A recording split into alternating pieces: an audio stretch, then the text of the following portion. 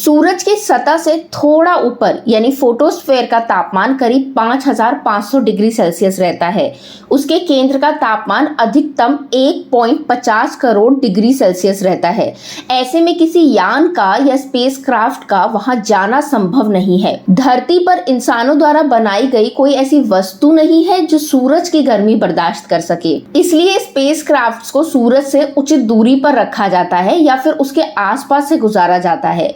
इसरो 2 सितंबर 2023 की सुबह 11:50 पे आदित्य L1 मिशन लॉन्च करने जा रहा है। आदित्य L1 सूरज से इतनी दूर तैनात होगा कि उसे गर्मी लगेगी, लेकिन वह मारा नहीं जाएगा, खराब नहीं होगा। उसे इसी हिसाब से बनाया गया है। आपको बता दें कि लॉन्चिंग श्रीहरिकोटा के सतीश धवन स्पेस सेंटर से की जाएगी। इस यात्रा के दौरान आदित्य L1 15 लाख किलोमीटर की यात्रा करेगा, यानी वह सूरज से 14 करोड़ 85 लाख किलोमीटर दूर धरती के करीब रहेगा, जबकि 15 लाख किलोमीटर की दूरी चांद की दूरी से करीब 4 गुना ज्यादा है। लॉन्चिंग के लिए PSLV XL रॉकेट का इस्तेमाल किया जा रहा है, जिसका नंबर है PSLV C57। चलिए अब समझते हैं क्या होता है L1।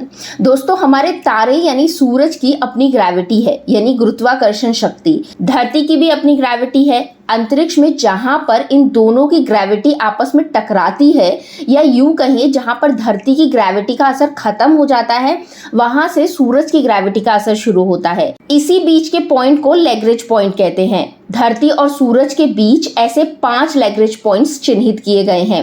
भारत का सूर्ययान लैग्रेंज पॉइंट 1 यानी कि L1 पर तैनात होगा। दोनों की ग्रेविटी की जो सीमा है, वहां कोई छोटी वस्तु लंबे समय तक रह सकती है। वह दोनों ही ग्रेविटी के बीच फंसी रहेगी। इससे स्पेसक्राफ्ट का ईंधन कम इस्तेमाल होगा। वह ज्यादा दिन तक काम करता है। जहां तक L1 की बात रही, तो यह सूरज और धरती की सीधी रेखा के बीच स्थित है। यह सूरज और धरती की कुल दूरी का 1% हिस्सा है, यानी 15 लाख किलोमीटर, जबकि सूरज से धरती की दूरी 15 करोड़ किलोमीटर है। कुल 5 लैग्रेंज पॉइंट है, L1, L2, L3, L4 और L5। चलिए अब जानते हैं कि कैसे पूरी होगी आदित्य जैसे टफ मिशन की यात्रा।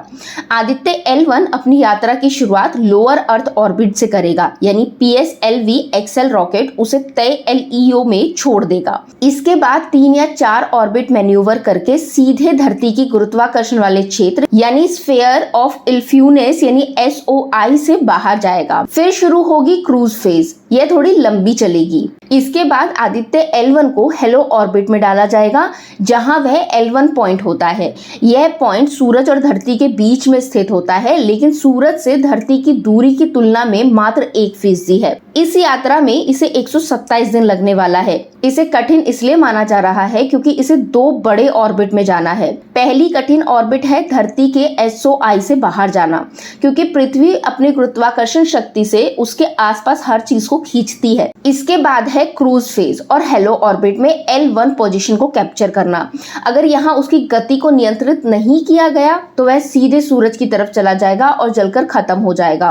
अब समझते हैं कि सूरज की स्टडी के लिए क्यों भेजा जा रहा है यार।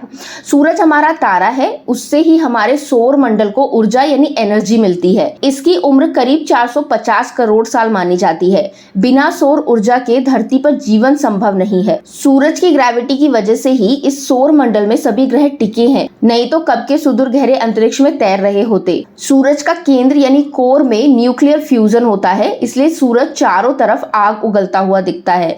सतह से थोड़ा ऊपर यानी इसके फोटोस्फेयर का तापमान 5500 डिग्री सेल्सियस तक रहता है। सूरज की स्टडी इसलिए की जा रही है ताकि उसकी बदौलत सौर मंडल के बाकी ग्रहों को भी समझा जा सके। चलिए अब समझते हैं आदित्य मिशन का मुख्य उद्देश्य।